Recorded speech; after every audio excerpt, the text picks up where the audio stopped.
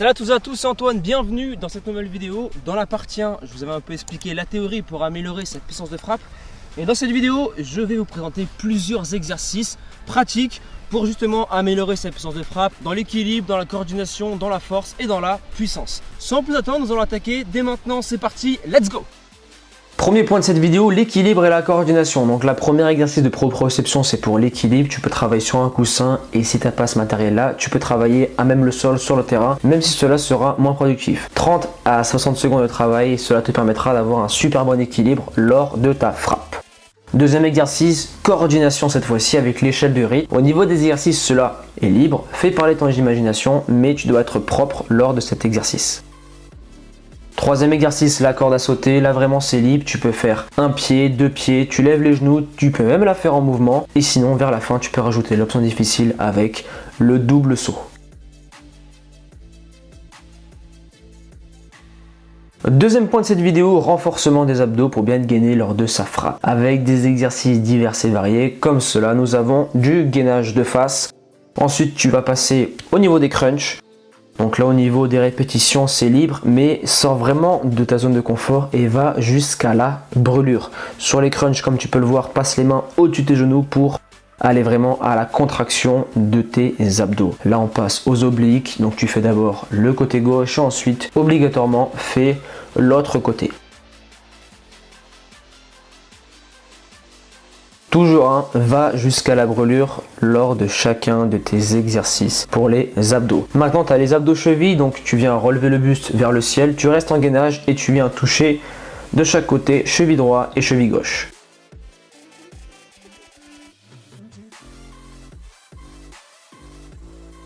Enfin, dernière variante d'oblique, donc là on commence par le côté droit, c'est le buste et le coude qui va au genou opposé vers la diagonale et ensuite le côté gauche. Le travail des obliques est tout aussi important que le travail du grand droit des abdominaux.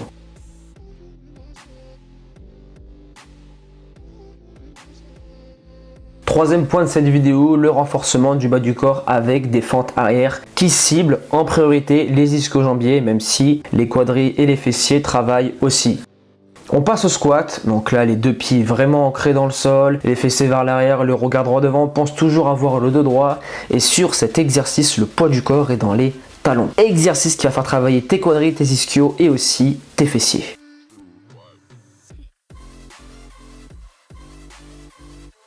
Troisième et dernier exercice, le gainage sur le dos, je viens bien lever les fessiers vers le ciel et là l'option facile, je lève un pied et puis l'autre pour accentuer le travail sur les fessiers et sur les ischio-jambiers. Bien sûr, si cela est trop dur pour toi, je te recommande de faire comme sur la vidéo, de garder les deux pieds au sol.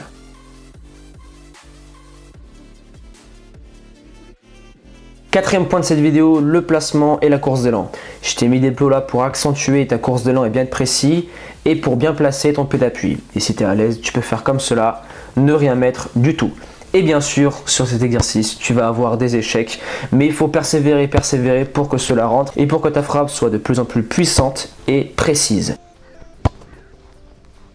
Cinquième et dernier point de cette vidéo, c'est les étirements. Lorsque tu frappes, tu as un étirement de tes muscles et tu as une contraction juste derrière. Et cet étirement-là, il faut l'optimiser et l'améliorer pour avoir une meilleure amplitude lors de ta frappe. Et cela te permettra d'avoir indirectement une meilleure puissance de frappe. Les étirements sur cette vidéo, comme tu peux le voir, c'est principalement des muscles du bas du corps parce qu'on les a beaucoup travaillés lors de cette séance. Tu vas avoir les ischios, tu vas avoir les fessiers, tu vas avoir les adducteurs. Et juste après les adducteurs, tu vas avoir directement les psoas. Donc vraiment un placement super important, le buste droit et la jambe qui a le genou au sol, c'est elle où tu dois sentir l'étirement en avançant ton bassin vers l'avant. Ensuite, on va enchaîner directement derrière avec les quadriceps. Donc c'est vraiment la jambe arrière où tu vas ressentir l'étirement en penchant ton corps vers l'arrière. Donc bien sûr, là je fais qu'une jambe par exercice, mais bien sûr, toi tu dois faire les deux jambes.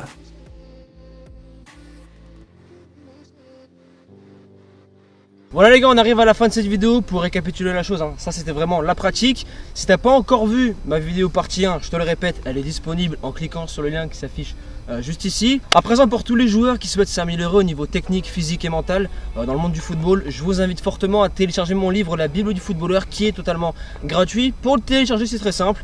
Clique sur l'icône qui s'affiche juste ici. Et moi, comme d'habitude, je vais te laisser là. Motivation 100%, persévérance et motivation, et on avance ensemble.